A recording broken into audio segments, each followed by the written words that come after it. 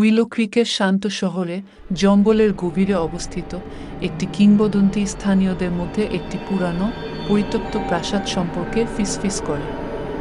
তারা বলেছিল যে এটি অভিশপ্ত ছিল, প্রতিশোধপরায়ণ ডাইনির চেতনায় ভুতুড়ে, যাকে কয়েক শতাব্দী আগে দণ্ডে পুড়িয়ে দেওয়া হয়েছিল।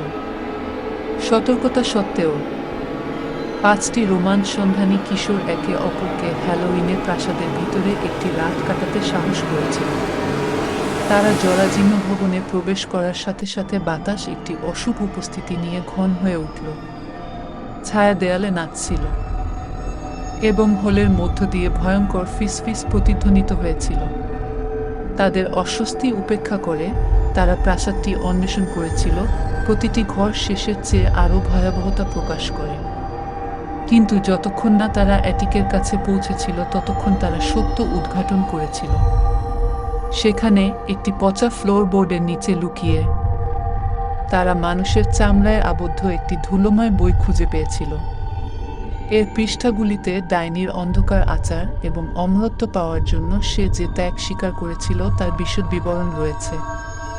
হঠাৎ তাপমাত্রা কমে যায় এবং দরজা বন্ধ হয়ে যায়, তাদের অভ্যন্তরে দূষিত আত্মার সাথে আটকে যায়।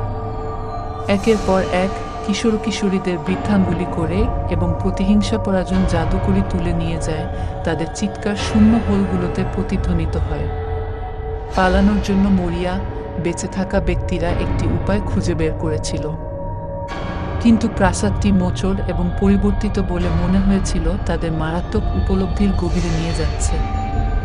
যখন ভোর হলো এবং ভোরের প্রথম আলো অন্ধকারকে ভেদ করে, তখন কেবল একটি কিশোরী অবশিষ্ট ছিল। কাঁপতে কাঁপতে তারা প্রাসাদ থেকে হোঁচ খেয়ে বেরিয়ে গেল।